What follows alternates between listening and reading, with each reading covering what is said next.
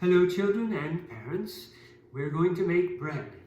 Now, you remember children that we made bread once at school in the kitchen and we talked about yeast. I know that you remember what yeast is, but I'm going to give a brief explanation again.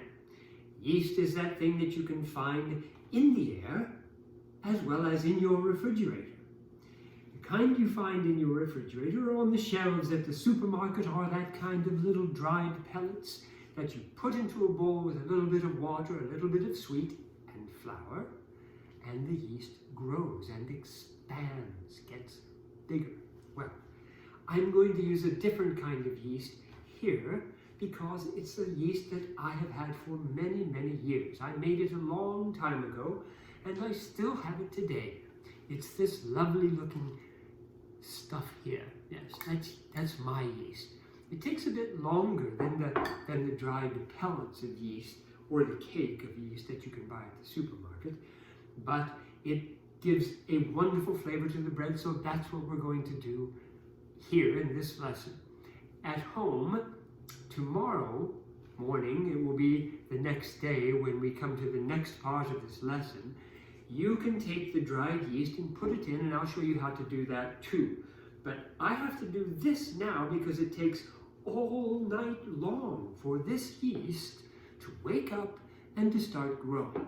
So I'm going to show you how I do that. Well, first of all, I'm taking my yeast. I'm going to let you just watch it glump into the bowl here. You see, isn't that wonderful? Yes, it has a wonderful smell too. Just a delicious, delicious smell. And I'm going to put that in my bowl here. See, just about got it all. I'm going to take the water now. I know with Mr. Wardle, you're working on one thing equals another thing, yes? Like you say, like if I have 2 oranges and 3 apples, then I might come out with 5 pieces of fruit. So 3 apples and 2 oranges equals 5 pieces of fruit. Okay, we're talking about equal here too. I took this amount of yeast, and I'm going to take an equal amount of water. Perfect. And an equal amount of flour, because of course it needs flour to eat. My yeast needs flour to eat too. So I'm just gonna kind of guess. I think maybe about this much flour. Okay. Now I'm going to take my sturdy bread making spoon, which I've also had for many years. You can see that's why I've got white hair and white beard, because I've had these things for many years. Okay, there we go. Yes. Now I'm going to stir them. I'm just going to mix them up. Can you kind of see that? Kind of. So I've got my yeast, I have my water, and I have my flour. And I'm mixing it up, mixing it up really well. So all of that yeast can mix in with all of that flour and make something really delicious, you know? Start to grow. Now, this is what it looks like right now.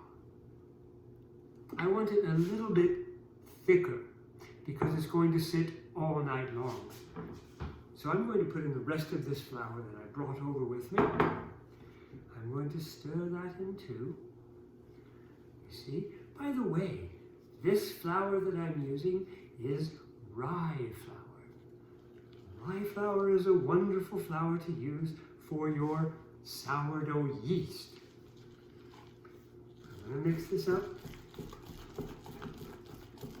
See? Quite wonderful. Great exercise. Here we go. So now that I see all of my yeast is mixed in with the water and flour that I gave it to help it to grow, I'm going to let this sit overnight and become the yeast, become the base for our bread that we're going to make the next time we meet.